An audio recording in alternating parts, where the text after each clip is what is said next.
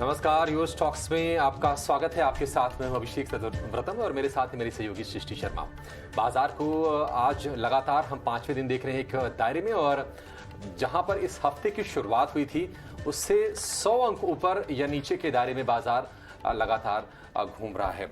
इस वक्त हम देख रहे हैं कि हल्की सी कमजोरी है इंडेक्स की। अगर बात करें तो 56 अंक नीचे है निफ्टी। सेंसेक्स से करीब 170 अंक की गिरावट के साथ ट्रेड कर रहा है, और निफ्टी बैंक हम देख रहे हैं थोड़ी सी वहां से हम देख रहे हैं कि हल्का सा सपोर्ट कहेंगे, क्योंकि सरकारी बैंक आज ऊपर है, वहां से अच्छे रुझान निकल के आ रहे हैं, लेकिन निफ्टी बैंक भी है सुस्त। अगर हम निफ्टी के गेनर्स की बात करें तो बैंकिंग से सपोर्ट जो मिल रहा है, कोटक बैंक 1.5% ऊपर है, कल भी हमने तेजी देखी थी। इसके अलावा एक्सिस बैंक में मजबूती है। एकमात्र शेयर कोटक बैंक है जहां पर 1% से ज्यादा की तेजी है, बाकी किसी भी शेयर में आधे % ज्यादा की तेजी नहीं है। Asian paints, Tata motors, Divi's lab चौथाई से आधे % के आसपास की बढ़त के साथ ये शेयर ट्रेड कर रहे हैं। लेकिन अगर हम गिरने वाले शेयरों को देखेंगे तो एमएनएम है आज टॉप लूजर, करीब 1.5% के आसपास की कमजोरी वहां पर है। भारतीय Airtel, Grasim, Titan, Bajaj auto, यहां पर हम देख रहे हैं कि 1 से 1.25% के आसपास की नरमी है। और आज थोड़ा सा पलड़ा भारी है बेयर्स का। 862 शेयर है हरे निशान में, और उसके मुकाबले करीब 1100 शेयर हैं लाल निशान में। तो बाजार में आज आपकी रणनीति बनाएंगे, और आपके जो भी शेयरों पर सवाल है उसको भी शो में हम जरूर शामिल करेंगे। और आप अपने सवाल हमें भेज सकते हैं 9167329108 पर फोन करके, एसएमएस करके, या फिर व्हाट्सएप के जरिए भी, और सोशल मीडिया का पता भी है आपकी स्क्रीन पर। और आज आपके सवालों के जवाब देने के लिए हमारे साथ हमारे खास मेहमान द स्ट्रीट्स के कुणाल राम भी और सेंट्रम ब्रोकिंग के नीलेश जैन। कुणाल और नीलेश जी, आप दोनों का बहुत शुक्रिया, स्वागत है टीवी संदेश पर। नीलेश, सबसे पहले आपसे जवाब जानना चाहेंगे। ये पूरा का पूरा हफ्ता नीलेश हमने देखा एक रेंज बिता दिया। कल वीकली एक्सपायरी थी, उम्मीद थी कि कुछ चहल पहल होगी, लेकिन कल का सत्र भी कुछ खास एक्शन रहा नहीं। आज क्लोजिंग है और शुरुआत जो हुई है थोड़ी सी सधी हुई शुरुआत हुई है, नर्वसनेस के साथ हुई है, उतनी कमजोरी नहीं है, लेकिन लाल निशान में दोनों इंडेक्स हैं। आप ये बताइए कि आज का दिन कैसे यहां से पैन आउट होगा, और क्या सलाह देंगे अगले हफ्ते के लिए? किसी को पोजीशन बनाना हो, बाय करके चले या फिर सेल करके जाए? वो very good morning to Abhishek ji and सभी को। देखिए, आज के सेशन में नो डाउट हमें ऊपरी स्तरों से एक प्रॉफिट बुकिंग देखने को मिल रही है। इनफैक्ट इस सप्ताह, इस एंटायर वीक, जिस हिसाब से आपने कहा, बिल्कुल ऊपरी स्तरों से हमें थोड़ा सा दबाव देखने को मिल रहा है। एक साइडवेज मैं कहूंगा वो देखने को मिल रहा है मूवमेंट। और अगले सप्ताह मंथली एफएनओ की एक्सपायरी होने वाली है। उसके पहले जो डेटा निकल के आ रहा है वो ये इंडिकेट कर रहा है कि 18,000 से लेकर 18,500 की रेंज में निफ्टी ट्रेड होता हुआ नजर आएगा।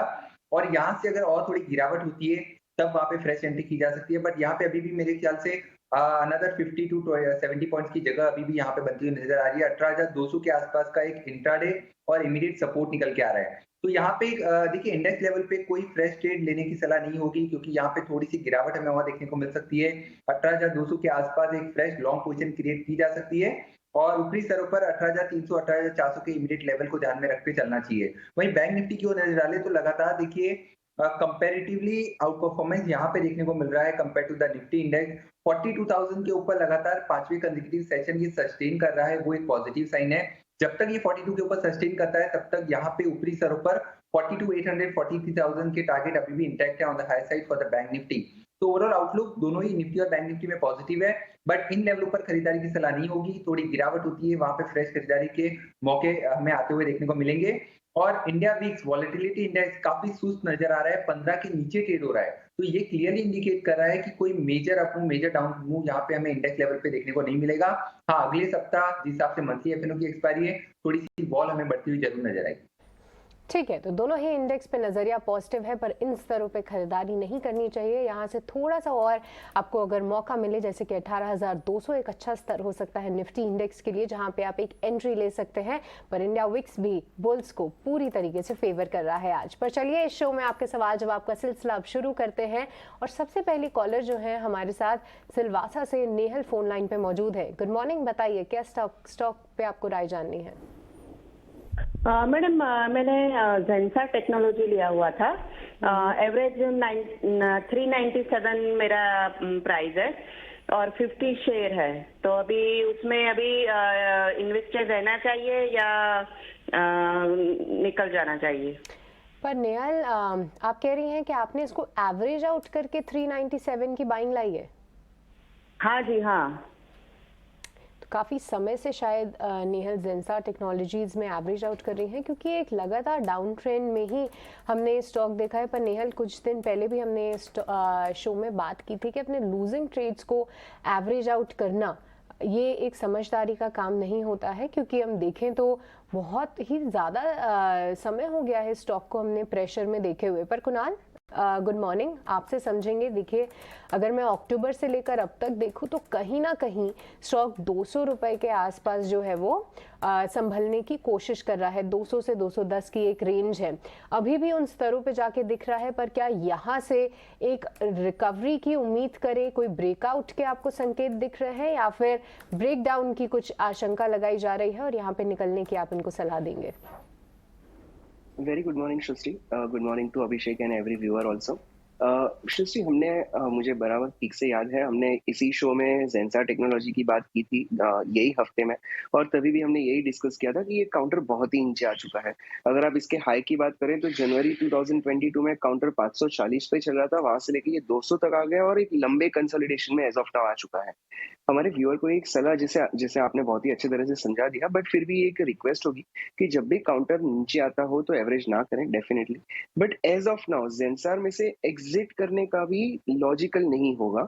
रीजन बीइंग, जिस तरह से आपने सृष्टि बताया, ये एक साइडवेज कंसोलिडेशन में आ चुका है और काउंटर की अगर आप रेंज की बात करें तो 230 से लेके 210 के बीच में काउंटर लंबे समय से चल रहा है। So as of now keep a watch on this counter. अगर ये काउंटर अगले एक आध 2 महीने में जब भी ये काउंटर 235 के ऊपर जाता है तो फिर से रिविजिट करिए और फिर थोड़ा सा एवरेज आउट तब लेवल पे करिए, बिकॉज आई थिंक ये कंसोलिडेशन में से अब जब भी बाहर आएगा तो एक नई फ्रेश रैली की शुरुआत करेगा। So as of now hold on to the counter.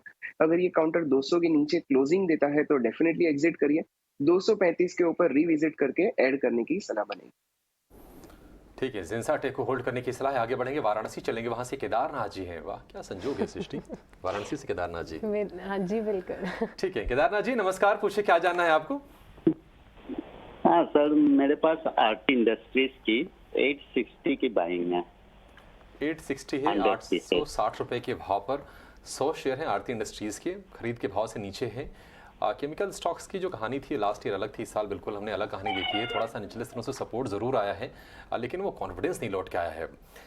Aarti industries, Nilesh आपसे व्यू चाहेंगे, मौजूदा स्तर से आगे किस तरह से आप चाल देख रहे हैं और सलाह क्या होगी आपकी?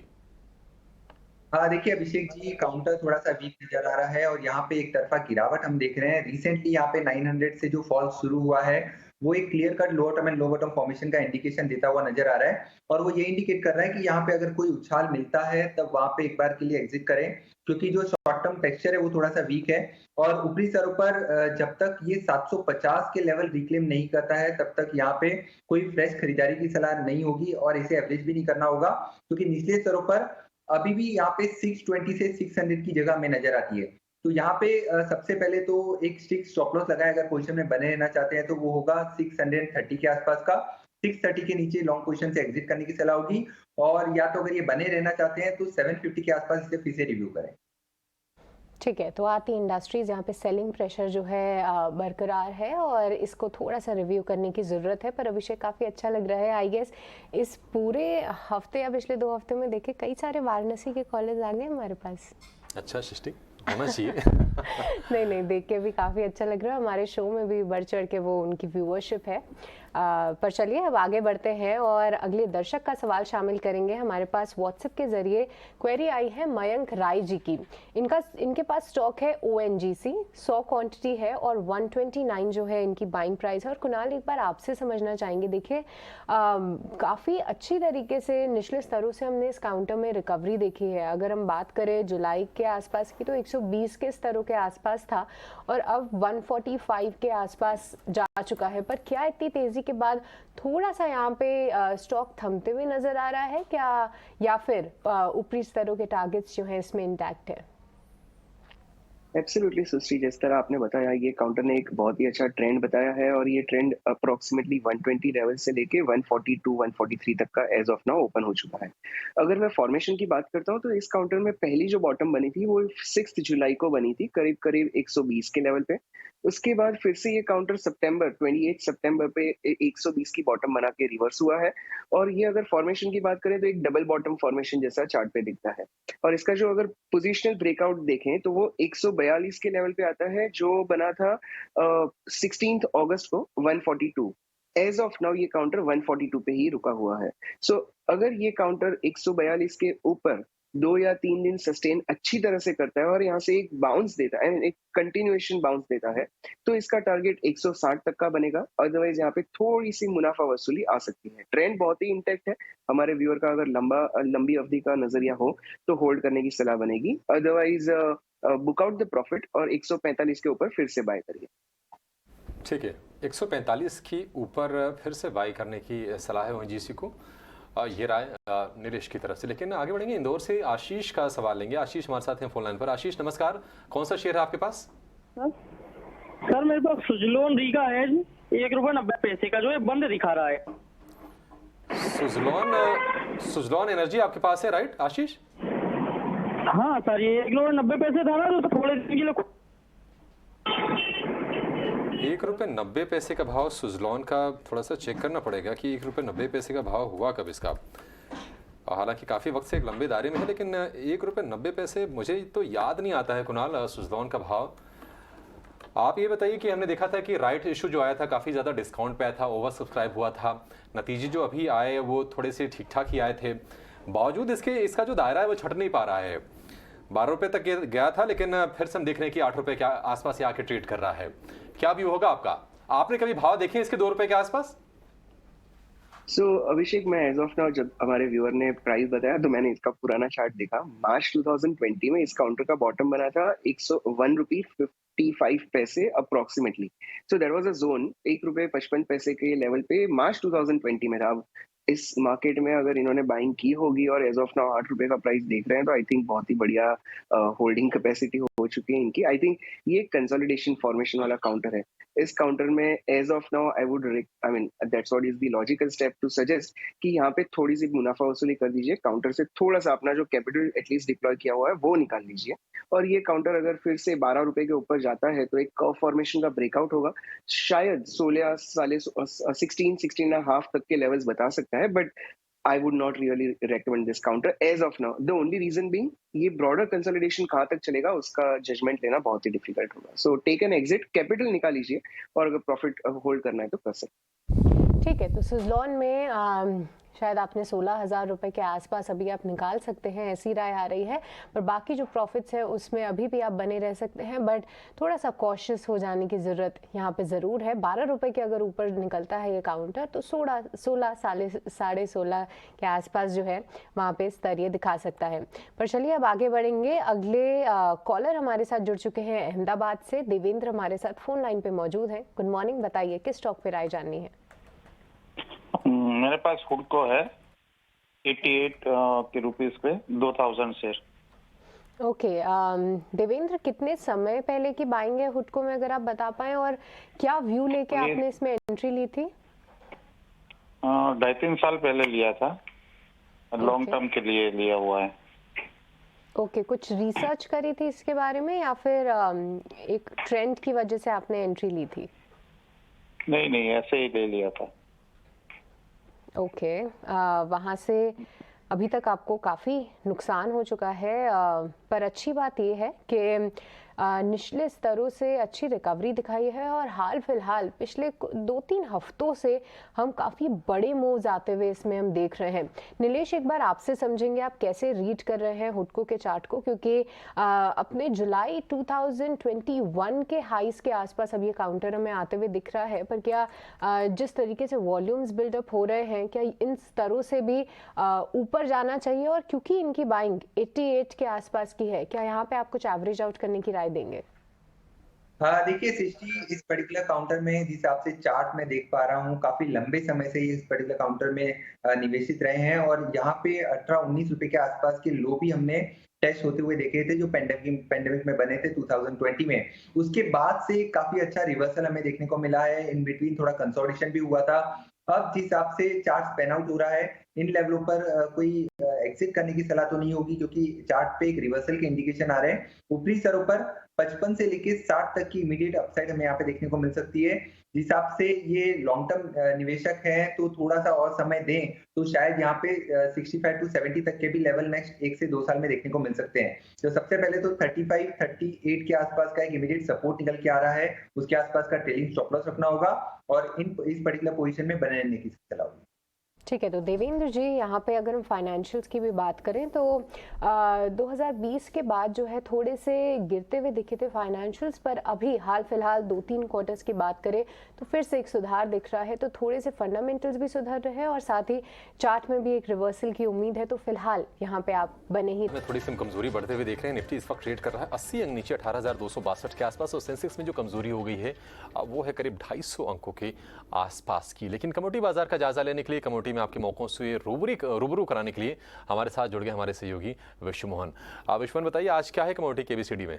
देखिए, सोयाबीन में जिस तरह की तेजी पिछले 1 महीने में देखने को मिली है, 13% तक दाम बढ़ चुके हैं। एक बार फिर से चिंता है कि कहीं खाने के तेल के दाम फिर से बढ़ने शुरू ना हो जाए। इस वजह से हमने आज सोयाबीन को चुना है।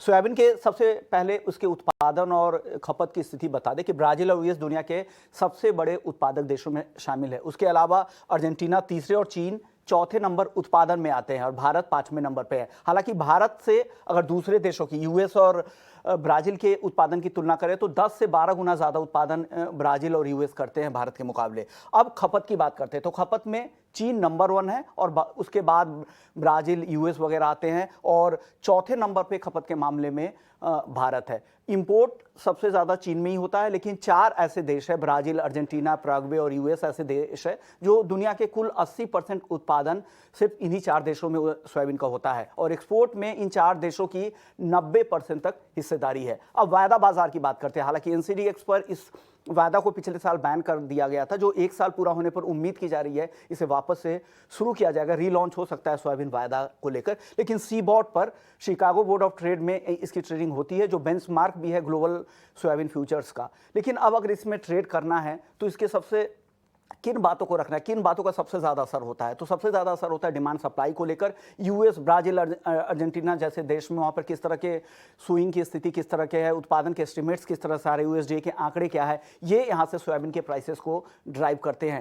इसके अलावा भारत में अगर डोमेस्टिक प्राइस की बात करें तो यहाँ पर सोया मिल की एक्सपोर्ट डिमांड किस तरह की है, यहाँ उत्पादन में किस तरह के नंबर आ रहे हैं, तो ये सब सारे फैक्टर्स हैं जो यहाँ के प्राइसेस को डिफाइन करते हैं। तो वायदा का फ़ायदा यही होता है कि आपको इन सारे फैक्टर्स में जो रिस्क रहता है उस रिस्क को कम करने के लिए आप वायदा का बाजार का इस्तेमाल करते हैं। इसलिए वायदा की हमें की काफ़ी ज़रूरत है और जितने भी मिलर्स है, चाहे प्रोसेसर्स हो या फिर फार्मर संगठन हो, FPOs वगैरह हो, उनकी डिमांड यही है कि घरेलू बाजार में भी वायदा बाजार को शुरू किया जाए, क्योंकि भारत भी दुनिया का 5वां सबसे बड़ा सोयाबीन उत्पादक देश है। ऐसे में ज़रूरत है कि यहाँ भी वायदा बाजार जल्द से जल्द शुरू की जाए। ठीक है, तो सोयाबीन को लेकर पूरी जानकारी विश्वमोहन ने दे दी है। फटाफट आगे दर्शकों के सवाल जवाब भी लेंगे। नए झा का सवाल लेंगे व्हाट्सएप के जरिए है। यह है टेक महिंद्रा को लेकर 50 शेयर हैं 1470 रुपए के भाव पर। इनके खरीद के भाव से अगर हम शेयर को देखेंगे तो थोड़ा सा करीब करीब 400 रुपये कम है इस वक्त। और इस साल हमने देखा है कि जो दिग्गज स्टॉक्स हैं वो 30 से 40% करेक्ट हुए हैं। IT में मिड कैप की बात करें तो 40 से 60% करेक्शन हम देखा है। टेक महिंद्रा क्या भी होगा आपका कुणाल यहाँ पर, और क्या आप सजेस्ट करेंगे इसको होल्ड करें अभी? अभिषेक, IT सेगमेंट में अगर आप देखिए तो बहुत लंबे समय से एक साइडवेज कंसोलिडेशन दिख रहा है और Tech Mahindra is not an exception for it. अगर मई से लेके अब तक के एक रेंज की बात करें तो ऊपर के लेवल पे करीब 1100 का रेजिस्टेंस है और नीचे की बाजू 1000 रुपए का एक सपोर्ट बन रहा है। एज ऑफ नाउ ये काउंटर एग्जैक्टली बीच में चल रहा है, दैट्स 1050। व्यूअर को सलाह बनेगी कि यहाँ पे as of now definitely hold करें। काउंटर उनकी बाइंग से तो बहुत ही अच्छा खासा नीचे आ चुका है, अराउंड 30% डाउन चल रहा है, but at the same time बहुत ही सुपर सपोर्ट पे ये पूरे IT सेगमेंट के सभी काउंटर्स रुके हुए हैं। So as of now hold करिए। अगर ये काउंटर 1100 के ऊपर निकलता है तो डेफिनेटली एवरेज आउट करिए, यहाँ से एक नई रुझान शुरू होने की पूरी संभावना है। बट बाय एनी चांस अगर ये काउंटर 950 के नीचे क्लोजिंग देता है, दैट इज 950 के नीचे क्लोजिंग देता है, तो इसमें डेफिनेटली एग्जिट करने की सलाह बनेगी। ठीक है, तो ये कुछ लेवल्स हैं जो कि आपको टेक महिंद्रा के लिए वॉच आउट करने हैं। पर अगला सवाल लेंगे व्हाट्सएप के जरिए। राजेंद्र गोयल जी का सवाल आया है, ये वेदांता पे राय जानना चाहते हैं। इनके पास 80 शेयर्स हैं और 309 जो है इनकी बाइंग प्राइस है। और नीलेश, अगर देखें तो मौजूदा स्तरों पे ही इन्होंने एंट्री ली है, पर हाल फिलहाल खबरों में भी रहा था ये काउंटर। पर आपकी क्या राय है कि यहाँ से एक तेजी की उम्मीद लगाई जाए? क्या लेवल्स आप वॉच आउट कर रहे हैं इस पे? वैसे इसी देखिए, थोड़ा अगर ये समय दे सकते हैं तो काउंटर का स्ट्रक्चर पॉजिटिव है और ऊपरी स्तरों पर जैसे ही 322 का लेवल पार होगा, यहाँ पे एक बड़ी तेजी हमें देखने को मिलेगी, जो ऊपरी स्तरों पर 360 से 380 तक की अपसाइड ओपन होती हुई नजर आएगी। बट करंट लेवल पे हो सकता है उससे पहले हमें थोड़ा सा कंसोलिडेशन देखने को मिले 320 से लेके 300 की रेंज में। करंट लेवल पे एक बार के लिए होल्ड करके चल सकते हैं। स्टॉप लॉस जो होगा 300 के नीचे का होगा क्लोजिंग बेसिस पे, और यहाँ पे 322 का लेवल क्लोजली वॉच आउट करना होगा। उसके ऊपर का ब्रेकआउट आता है तब वहां पे और फ्रेश पोजीशन लॉन्ग साइड में इनिशिएट की जा सकती है। ऊपरी स्तरों पर 345 से 360 के इमीडिएट टारगेट को ध्यान में रखे। बट करंट लेवल पे थोड़ा सा कंसोलिडेशन हम एक्सपेक्ट करके चल रहे हैं। लॉन्ग पोजीशन में इंटैक्ट बने रह सकते हैं। ठीक है, वेदांता में लॉन्ग की पोजीशन बनाए रखिए। 22 तारीख को इनकी तीसरे अंतरिम डिविडेंड को लेकर बोर्ड बैठक है और उसके पहले हम शेयर में आज देख रहे हैं थोड़ी सी तेजी का माहौल है। गुरुग्राम से अजय शर्मा है फोन लाइन पर। अजय नमस्कार, पूछिए क्या जानना है आपको? हाँ जी, पेटीएम के बारे में जानना है मुझे। पेटीएम 350 के रेट पे ले रखा है मैंने। पेटीएम कितने? 550 ना? हाँ 550, 350 हो गया ना, 550। पेटीएम हम देख रहे हैं कि आज थोड़ा सा संभलने की कोशिश में है, लेकिन सॉफ्ट बैंक ने करीब 3.5% के आसपास की स्टेक बेची है। उसके चलते शेयर 10% टूट गया था और अपने फिर से 52 वीक लोज के आसपास जाता हुआ दिखा। थोड़ा सा संभला है, आज 526 रुपये से सुधार दिखा कि 542 पर ट्रेड कर रहा है। नीलेश, क्या व्यू होगा आपका? क्योंकि देखिए अब तो थोड़े से आपके पास डेटा हो गए होंगे इसको ट्रैक करने के लिए। ये बताइए कुछ संकेत आपको मिलते हैं, क्योंकि फंडामेंटली जो कैश फ्लो वाली दिक्कत है, जब तक वो जनरेशन नहीं होता है तब तक शायद इसमें हम अपटिक देखेंगे नहीं। लेकिन चार्ट्स के क्या सजेस्ट कर रहे हैं? हाँ देखिए, बिल्कुल सही कहा अभिषेक जी आपने। सबसे बड़ा इशू अभी भी है कि लॉस मेकिंग है, लॉस लगातार इस पे बढ़ रहे हैं। जब तक फ्री कैश फ्लो यहाँ पे जनरेट होते हुए नजर नहीं आते तब तक नए निवेशक यहाँ पे शायद आकर्षित नहीं होंगे। हालांकि बहुत सारे लोग अगर ऊपरी स्तरों से देखें तो काफी बड़े करेक्शन के बाद थोड़ा सा कॉन्ट्राबैट लेने की कोशिश जरूर कर रहे हैं। मेरी सलाह होगी कि जब तक ये 500 का लेवल होल्ड करता है तब तक यहाँ पे एक पुल बैक की संभावना नजर आती है, क्योंकि 500 का लेवल अगर ब्रीच हो जाते हैं निचले स्तर पर तब यहाँ पे गिरावट और गहरा सकती है। निचले स्तर पर 450 से 400 तक के भी लेवल रूल आउट नहीं किए जा सकते। इसके लिए सबसे पहले स्ट्रिक्ट स्टॉप लॉस 500 के आसपास रखना होगा। कोई फ्रेश खरीदारी की सलाह नहीं है। जिनके पास लॉन्ग पोजीशन है वो इस पर्टिकुलर लेवल्स को फॉलो करें। ऊपरी स्तरों पर 600 के आसपास जो कल के सेशन में हमने एक गैप डाउन ओपन होते हुए देखा था, तो गैप का एक मेजर रेजिस्टेंस है। तो 600 के आसपास अगर किसी के पास एग्जिस्टिंग लॉन्ग पोजीशन है वहां पे एक बार के लिए प्रॉफिट बुकिंग कर सकते हैं। सेल ऑन राइज का स्ट्रक्चर है, कोई मेजर यहाँ से वी शेप रिकवरी जैसी आशंका हमें यहाँ पे नजर नहीं आती है। ठीक है, तो सेल ऑन राइज की रणनीति जो है आपको यहाँ पे बनानी है और 600 एक लेवल हो सकता है जहाँ पे आप निकलें, क्योंकि फंडामेंटली जितने भी ट्रिगर्स हैं कंपनी के लिए वो भी अभी पॉजिटिव नहीं लग रहे हैं, तो फिर इसीलिए आपको यहाँ पे एग्जिट करने की राय दी जा रही है। पर चलिए अब आगे बढ़ते हैं। लतीफ़ हमारे साथ फोन लाइन पे मौजूद हैं। गुड मॉर्निंग लतीफ़, बताइए किस स्टॉक पे राय जाननी है? हेलो। हाँ जी, हम आपको सुन पा रहे हैं। श्रीनगर से बात कर रहा हूँ। जी नमस्कार, श्रीनगर से आप बात कर रहे हैं। मेरे पास 200 शेयर है SBI के। ओके, क्या बाइंग प्राइस है लतीफ आपकी? हाँ सर। क्या बाइंग प्राइस है आपकी? 192। ओके, बहुत अच्छे स्तरों पे लतीफ आपने बाइंग की है यहाँ पे और लगभग 3 टाइम्स जो है आपका। लतीफ से पहले आपको ये पूछना चाहिए क्या बर्फबारी हो रही है वहाँ पे? बिल्कुल बिल्कुल लतीफ जी, किस तरीके का मौसम है? नॉर्थ इंडिया में थोड़ी सी ठंड तो पड़ने लग गई है, पर श्रीनगर के क्या हाल है? बर्फबारी शुरू हो गई? ठंडी होने वाली है। थोड़ा टीवी बंद करता हूँ। अभी मौसम थोड़ा ठंडा ही है। बर्फबारी शुरू हुई वहाँ पे? ना अभी बर्फबारी नहीं हुई, अभी होने वाली है, अगले महीने तक हो जाएगी। क्या बात है।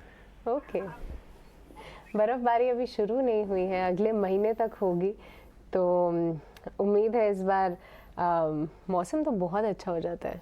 मुंबई में रह के हम मिस जरूर करते हैं अभिषेक, बस आहट से मिलती है सृष्टि। लेकिन देखिए बर्फबारी तो चलिए श्रीनगर में होगी, लेकिन इनके जो पोर्टफोलियो में एसबीआई की जो रौनक है बिल्कुल शोले की तरह है।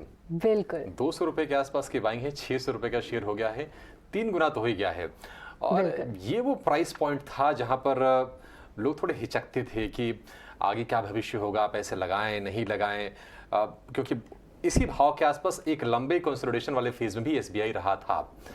कुणाल, आप बताइए कि एसबीआई 600 रुपए के ऊपर तो गया था, उसके आसपास बहुत अच्छे से टिका हुआ है, भविष्य को लेकर कोई संकट नहीं है, सबसे बड़ा बैंक है और बैंकिंग स्टॉक्स को लेकर, बैंकिंग इंडस्ट्री को लेकर अच्छे कमेंट्स भी आ रहे हैं बड़े बड़े दिग्गज एक्सपर्ट्स की तरफ से।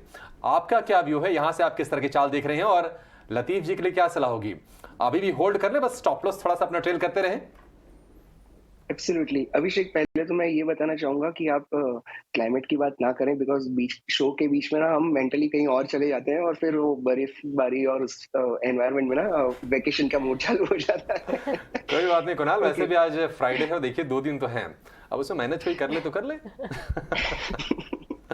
ओके, कमिंग टू एसबीआई, हमारे व्यूअर ने बहुत ही अच्छे लेवल पे बाइंग की है और इनफैक्ट लंबी अवधि का नजरिया है। तो इस काउंटर में जैसे आपने बताया, इसमें एक ट्रेलिंग स्टॉप लॉस लगा सकते हैं। शॉर्ट टर्म में थोड़ी सी चिंता इस काउंटर में इसकी वजह से है कि रिजल्ट के बाद आपने देखे इस काउंटर में थोड़ा सा वॉल्यूम भी बढ़ा और वो रिजल्ट का जो हाई बना था उस दिन के हाई के बाद वो लेवल क्रॉस नहीं हुआ है। So for time being I think थोड़ी सी मुनाफा वसूली होगी, अगर आती है तो 570 580 का लेवल होगा जहाँ पे नई बाइंग की जा सकती है। हमारे व्यूअर को 540 के ट्रेलिंग स्टॉप लॉस लगाने की एडवाइस होगी। अगर ये काउंटर 540 के नीचे जाता है तो थोड़ा सा प्रॉफिट बुक करें, अदरवाइज इस काउंटर में कोई चिंता करने की जरूरत नहीं है और लंबी अवधि का नजरिया है तो डेफिनेटली होल्ड करने की सलाह बनेगी। ठीक है, तो यहाँ पे 540 का आपको देखिए लतीफ जी स्टॉप लॉस लगाना है, बट ये स्टॉक के फंडामेंटल्स की बात करें तो अभी भी जो है वो पॉजिटिव ही नज़र आ रहे हैं। हमने ओवर द इयर्स देखा है कि कंपनी का जो एनपीए है, एसेट क्वालिटी है, वो बेहतर होती हुई नज़र आ रही है, बट काफ़ी निचले स्तरों से जहाँ पे आपने एंट्री ली है वो स्टॉक चल चुका है और यहाँ पे 540 का आप स्टॉप लॉस लगा के अभी भी इसमें बने रह सकते हैं। बट देखिए इन्फॉर्मेस के चलते पीएसयू बैंकों को लेकर अभिषेक खबर भी आई है, जहाँ पे पीएसयू बैंकों के एमडीज को 5 साल के लिए अब अपॉइंट तो किया ही जाएगा, पर इसको 5 साल से और भी ज़्यादा एक्सटेंड कर सकते हैं और साथ ही होल टाइम डायरेक्टर्स की भी जो नियुक्ति है उसको भी 5 साल का एक्सटेंशन मिलता हुआ नजर आया है। हम देख रहे हैं कि कई सारी जो खबरें हैं वो पीएसयू बैंकों के लिए पूरे बैंकिंग सेक्टर में किस तरीके से चेंजेस लाने हैं और स्पेशली पब्लिक सेक्टर बैंक्स के लिए ये सारे न्यूज़ फ्लो जो है वो अभी भी पॉजिटिव साइड ही आते हुए दिख रहे हैं। पर चलिए ये तो बात थी खबर की, पर अब आगे बढ़ते हैं और अगले कॉलर हमारे साथ राजस्थान से विनोद फोन लाइन पे मौजूद हैं। गुड मॉर्निंग, बताइए किस स्टॉक पे राय जाननी है? Good morning ma'am. नमस्कार विनोद जी, पूछिए अपना सवाल। मैम मेरे पास संवर्धन के 656 शेयर है मैम, 97.60 की रेट पर। ओके मैम, मैं इसको 3-4 महीने के नजरिए से होल्ड रखूं या फिर एग्जिट करूं मैम, इसके रिगार्डिंग सवाल था। ठीक है, 3 से 4 महीने का व्यू है आपका। और नीलेश एक बार आपसे समझेंगे, देखिए कंपनी के नतीजों की बात करें तो वहाँ पे स्थिति सुधरती हुई ही नजर आई है।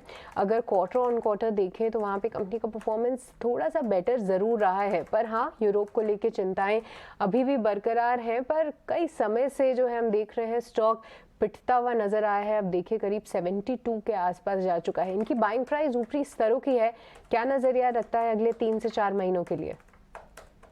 देखिए सृष्टि, काफी लंबे समय से यहाँ पे गिरावट का दौर हम देख रहे हैं। हालांकि अच्छी बात ये रही है कि निचले स्तरों से काफी स्मार्ट रिकवरी हमें रिसेंटली देखने को मिली है। अब ये देखना होगा कि ये रिकवरी जो है कितनी सस्टेनेबल है, जिसके आसार काफी कम नजर आते हैं क्योंकि ऊपरी स्तरों पर मल्टीपल रेजिस्टेंस जोन है। सबसे पहला हर्डल है 80 का, उसके बाद 85 के आसपास इसके 200 एक्सपोनेंशियल मूविंग एवरेज भी है। जब तक वो लेवल पार नहीं होते तब तक जो मेजर अंडरटोन है वो नेगेटिव साइड में नजर आता है। तो यहाँ पे पुल बैक एक्सटेंड हो सकता है टुवर्ड्स 80-85, उन लेवलों पर फिर से रिव्यू करने की सलाह होगी। और निचले स्तरों पर देखें तो 65 के आसपास का एक इमीडिएट सपोर्ट निकल के आ रहा है, तो ठीक उन्हीं लेवलों के आसपास का स्टॉप लॉस मेंटेन करें और फिलहाल के लिए इस पर्टिकुलर पोजीशन में बने रहें। यहाँ से जो पुल बैक है वो एक्सटेंड हो सकता है, बट जो मेजर स्ट्रक्चर है वो अभी भी नेगेटिव है। ठीक है, संवर्धन मदरसन को लेकर ये व्यू 72 रुपये के आसपास शेयर ट्रेड कर होल्ड करने की सलाह है। इंदौर से सवाल लेंगे धर्मेंद्र हमारे साथ हैं फोन लाइन पर। धर्मेंद्र जी नमस्कार, पूछिए क्या जानना है आपको? हेलो जी धर्मेंद्र जी, पूछिए अपना सवाल। हाँ जी, हाँ मैडम, मेरे पास 1000 शेयर है नोसिल के। आपने कब लिए थे शेयर ये धर्मेंद्र जी? मैंने करीब सर 6-8 महीने होगा जब इनकी खबर आई थी कि वो एंटी डंपिंग ड्यूटी मतलब लगा रहा है। तो आपने ये इन्वेस्टमेंट के लिए लिए थे, आपने ट्रेड के लिए लिए थे? जी मैंने मतलब इन्वेस्टमेंट के हिसाब से भी लिए थे, लेकिन सर वहाँ मतलब 305 रुपए की परचेसिंग है मेरी। ठीक है, हमने लगातार नीचे आते हुए देखा है नोसिल के शेयर को और 305 की खरीद है। उसके बाद हमने कुछ खास मोमेंट ऐसा देखा नहीं, जो मोमेंट आए भी वो टिक नहीं पाए ऊपर की तरफ। अगर हम शेयर को देखेंगे तो इस पर नीलेश क्या भी होगा आपका नोसिल को लेकर? क्या अभी होल्ड करें? आपको कोई भरोसा है कि इनके भाव कम से कम आ जाएंगे? कुछ समय पहले हमने आती इंडस्ट्रीज का जिक्र किया। ओवरऑल केमिकल स्पेस थोड़ा सा नेगेटिव नजर आ रहा है, कहीं ना कहीं डिमांड स्लो डाउन का इम्पैक्ट यहाँ पे देखने को मिल रहा है। तो जिस हिसाब से स्ट्रक्चर सारे ही अक्रॉस ऑल केमिकल स्पेस में है वो थोड़ा सा नेगेटिव साइड में है। नोसिल में भी निचले स्तरों पर देखे तो 210 के आसपास का एक इमीडिएट सपोर्ट है, बट यहाँ से कोई मेजर रिकवरी के आसार नजर नहीं आते। पुल बैक अगर आता है 250 के आसपास, तब वहां पर एक बार के लिए शॉर्ट टर्म के लिहाज से निकल जाने की सलाह होगी। अनलेस एंड अनटिल अगर कोई मेजर लॉन्ग टर्म के पर्सपेक्टिव से लिया हुआ है तो ही यहाँ पे बने रहे, अथवा यहाँ पे पुल बैक पे एक बार के लिए एग्जिट कर ले, क्योंकि सारी केमिकल स्पेस में हमें थोड़ा सा शॉर्ट टर्म पेन और देखने को मिल सकता है। इमीडिएट सपोर्ट 210 के आसपास का है, टी क्यू लेवल के आसपास का स्टॉप लॉस मेंटेन करें। ठीक है, तो 210 का एक स्टॉप लॉस मेंटेन करना आवश्यक है और यहाँ से अगर ऊपरी स्तरों पे स्टॉक देखे तो निकल जाने की ही राय मिल रही है। पर चलिए अब आगे बढ़ते हैं। अगली व्हाट्सएप क्वेरी आई है प्रणय की का सवाल है टिप्स पे। इनके पास 920 क्वांटिटी है और 549 जो है इनकी बाइंग प्राइस है और बेहतरीन प्रॉफिट हो रहा है। देखिए लगभग 4 गुना जो है इनको प्रॉफिट हो चुका है। और कुणाल एक बार आपसे समझेंगे, देखिए बेहतरीन तरीके से ये स्टॉक ऊपर जाते हुए दिखा है, क्या कुछ लेवल्स अभी नज़र आते हैं? क्योंकि इसका 52 वीक हाई देखूं तो लगभग 2600 के आसपास था, वहाँ से स्टॉक नीचे आया लगभग 1500 के लेवल्स के आसपास और फिर अभी ऊपर की चाल दिखा रहा है। क्या ये अप ट्रेंड कंटिन्यू रहेगा आगे भी? सृष्टि, हमारे व्यूअर को पहले तो कांग्रेचुलेट करना चाहेंगे कि बहुत ही बेहतरीन होल्डिंग कैपेसिटी भी उन्होंने दिखाई है और लंबी अवधि का नजरिया ऑलवेज अच्छे से रिटर्न्स भी देता है। So yes, this counter is looking very attractive. अगर बहुत शॉर्ट टर्म पीरियड की बात करूं तो जिस तरह से आपने बताया गिरावट के बाद काउंटर ने एक हाई बनाया था, वो था 1930-1935 के करीब और एज ऑफ नाउ आप देखिए 3-4 दिन पहले भी 1900 के पास आके ये काउंटर रुका हुआ है। सो शॉर्ट टर्म आई थिंक ये साइडवेज कंसोलिडेशन कंटिन्यू करेगा। अगर ये काउंटर 1950 के ऊपर निकलता है तो फिर से 2600 तक के लेवल्स एक बार दिखा सकता है। ट्रेंड बहुत ही बेहतरीन है। हमारे व्यूअर का पोजिशनल ये स्टॉक है, सो इसमें डेफिनेटली होल्ड करने की सलाह बनेगी। एक ट्रेलिंग स्टॉप लॉस इस काउंटर में जरूर लगाएं और वो है 1400 रुपए का। अगर ये काउंटर 1400 के नीचे जाता है तो एक बार रिविजिट करिएगा, but till the time I think enjoy the profit. और ये 1950 के ऊपर निकलता है तो थोड़ी सी नई बाइंग भी डेफिनेटली कर सकते हैं।